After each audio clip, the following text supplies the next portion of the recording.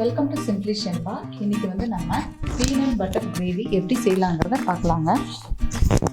இப்போ வந்து நான் வேர்க்கடலையே தோல் எடுத்துகிட்டு வச்சுருக்கேன். இப்போ இது வந்து நம்ம ஒரு கடாயில் போட்டு வறுத்து எடுத்துக்கலாம், லைட்டாக கலர் சேஞ்ச் ஆகிற அளவுக்கு.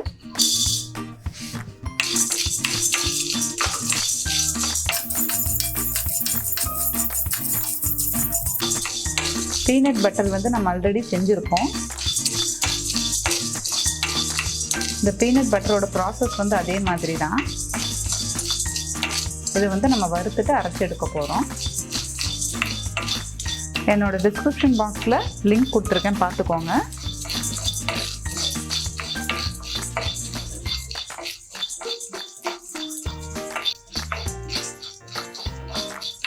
இப்போ நம்ம வறுத்தாச்சு. சூடு ஆறின உடனே நம்ம ஒரு ஜாரில் போட்டு அரைச்சி எடுக்கலாம். சூடு ஆறட்டும். சூடு ஆறிடுச்சு. நான் வந்து ஒரு ஜாரில் போட்டிருக்கேன். கொஞ்சமாக உப்பு சேர்த்துக்கலாம். இதை அரைச்சி எடுக்கலாம். இப்போ நம்ம அரைச்சி எடுத்தாச்சு பாருங்கள். பருபருன்னு இருக்கு. இதில் வந்து கொஞ்சம் நான் வெல்லம் சேர்க்குறேன்.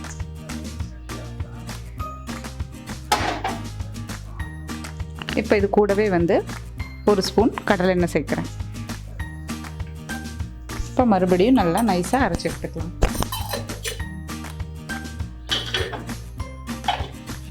நம்ம இப்போ நல்லா நைஸாக அரைச்சி எடுத்தாச்சு பாருங்கள்.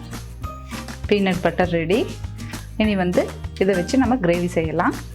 அடுப்பில் ஒரு கடாய் வச்சுக்கலாம். அடுப்பில் ஒரு கடாய் வச்சுருக்கேங்க. நான் கடலை எண்ணெய் ஊற்றிருக்கேன். எண்ணெய் சூடாகட்டும். சூடானதும் கடுகு போட்டுக்கலாம்.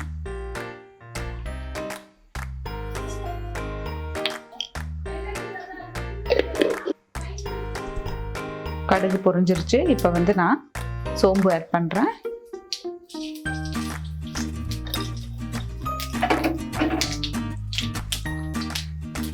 கூடவே கொஞ்சம் கருவேப்பிலை.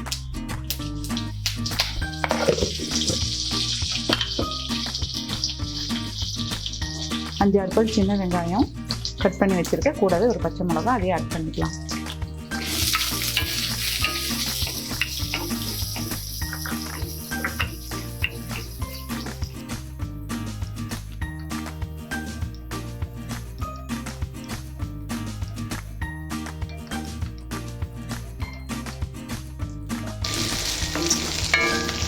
வெங்காயம் வதங்கிருச்சு. இப்போ வந்து நம்ம தக்காளி ஆட் பண்ணிக்கலாம். நார்மல் சேர்த்து ஒரு 2 தக்காளி எடுத்திருக்கேன்.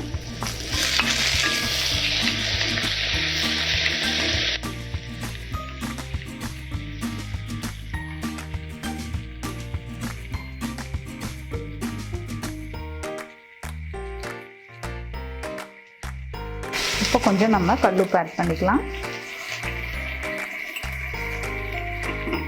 எப்போவுமே தக்காளி வெங்காயம் வதங்கும் போதே உப்பு ஆட் பண்ணிக்கோங்க. வெங்காயம் தக்காளி நல்லா வதங்கிருச்சு. இப்போ வந்து நம்ம கொஞ்சம் மஞ்சத்தூள் ஆட் பண்ணிக்கலாம்.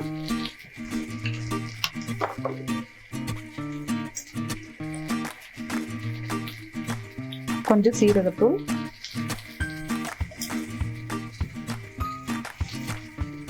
மல்லித்தூள் ஒரு 1.5 ஸ்பூன்,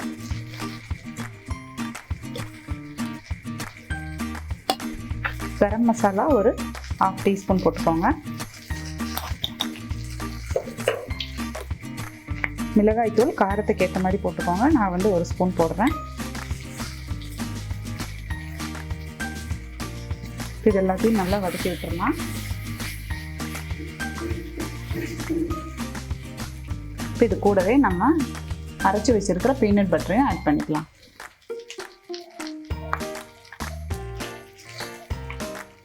நல்லா மிக்ஸ் பண்ணி விட்டுடுங்க.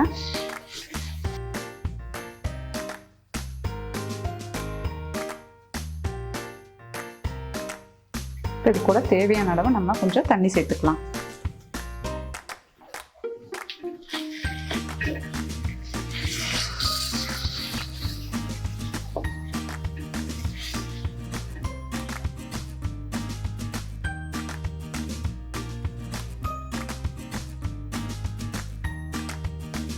நீங்கள் இதை சப்பாத்திக்கு எடுத்துக்கிறீங்கன்னா கொஞ்சம் கட்டியாக இருக்கட்டும். இல்லை சாதத்துக்கு இல்லை தொட்டு சாப்பிட்றீங்கன்னா கொஞ்சம் தண்ணி மாதிரி இருந்தால் தான் நல்லாயிருக்கும்.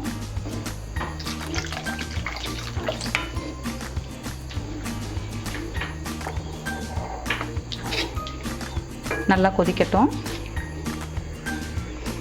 நம்ம நல்லா கலந்து விட்டாச்சு. அவ்வளோதாங்க, கொதிச்சிருச்சு. இப்போ வந்து நம்ம மல்லித்தலை தூவிக்கலாம் மேலே.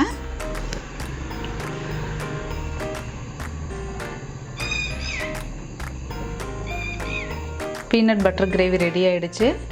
இது சப்பாத்திக்கு சாதத்துக்கெல்லாம் ரொம்பவுமே நல்லாயிருக்கும். இந்த கிரேவி நீங்களும் ட்ரை பண்ணி பார்த்துட்டு கமெண்ட் பண்ணுங்கள். சிம்பிளி ஷென்பா சேனலை சப்ஸ்கிரைப் பண்ணாதவங்க சப்ஸ்கிரைப் பண்ணுங்கள். கூடவே பெல் பட்டனையும் ப்ரெஸ் பண்ணுங்கள். தேங்க்யூ.